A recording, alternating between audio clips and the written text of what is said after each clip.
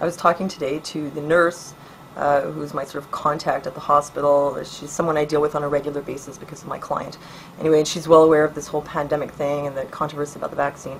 We've talked about this before. Well, she told me that she had recently been to a conference, that the Quebec government has a pandemic management plan in place, that they're expecting 1.4 million people to get sick, 36,000 to be hospitalized, and 8,000 to die out of a population of 7 or 8 million. Okay, what's strange about this is that this virus has been around for months now, 8, 9, 10 months, something.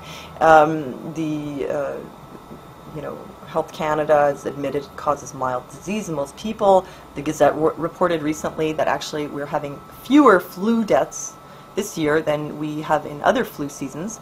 Yet there's a lot of panic about it. The emergency rooms are full, but it's because people are panicking, bringing their kids in for nothing. The schools are empty because one kid gets diagnosed and everybody keeps their kids home. So yeah, the emergency rooms are flooded, the schools are empty, but it's not because everybody's sick and falling over dead, right? So we have this so-called pandemic that's actually not really causing a lot of serious illness or claiming a lot of lives, right? But the government, the U.S. and Canadian government, public health, administrations, whatever, are doing these pandemic preparedness plans, which they have in the States about mass fatality management, mass, serious illness, interruption of services. Well, why are they doing that? From all available evidence, doesn't really make a lot of sense. They're saying the virus could mutate. Well, actually, it's been it hasn't, and it actually was getting less severe compared to how it was in the original outbreak. So I found out something else about H1N1 viruses. That's not a new virus. What's new is this type. Okay, but H1N1 has been in previous seasonal flu shots, but it's not swine flu. It's just that type H1N1. So when you hear that word, it doesn't mean that it's not like H5N1. That's bird flu. Okay, and that we don't have in our shots, and we don't get it, right? But H1N1 is just another type of seasonal flu. This one's just a bit different. So the CDC actually said that H3N2 caused more hospitalizations than H1N1. So just so you know what that means, okay, I'll put some links. So, based on all available evidence, like, there's nothing really happening. There's no real pandemic, but there's all this panic about getting shots for this mild illness.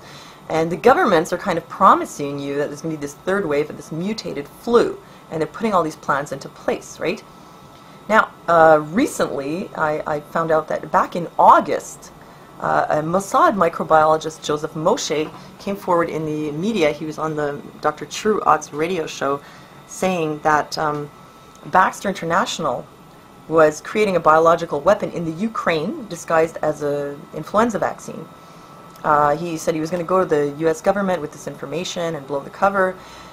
He got a visit from the Men in Black, and the next day he tried to escape to the Israeli embassy, and he was intercepted. The media reported he was some kind of terrorist. Anyway, he was deported back to Israel or something, never heard from him again.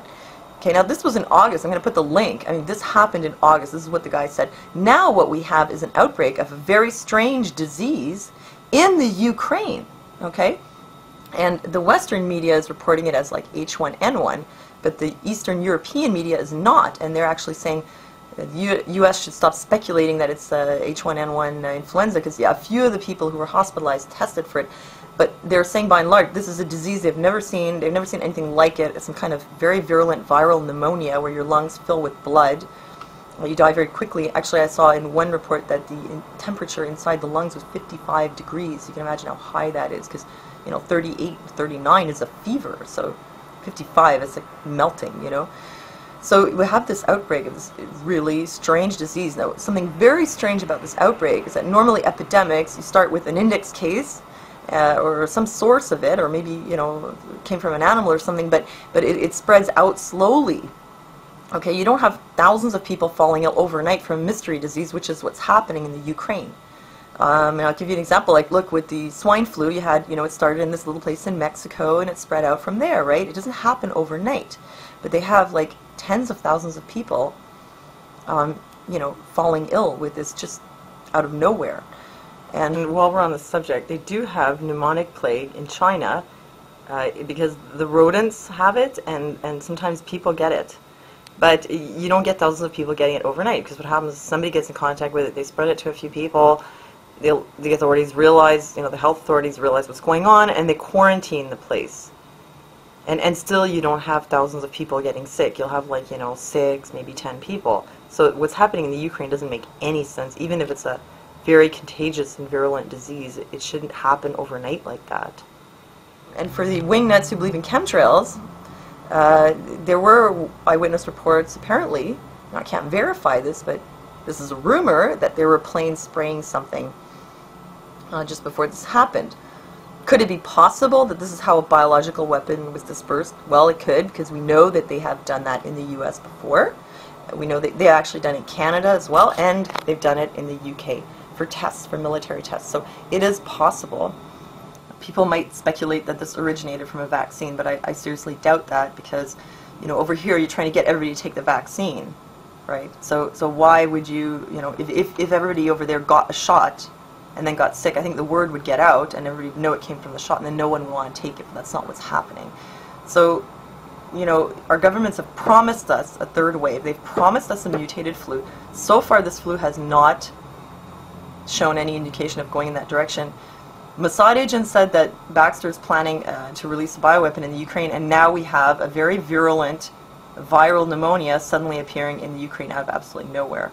So I think you can see where this is going, and you've got to wonder, why did the UK government dig graves to accommodate 700,000 people, way back, when there was absolutely no reason to think that would happen, that we'd have that many deaths. What's with all the bodies, the body bags, the coffin liners in the US, etc.? I mean, they must know. I don't know if they know how it's going to happen, but it's more than just a speculation. They actually know that this is going to happen, except that we now know that it's a biological weapon.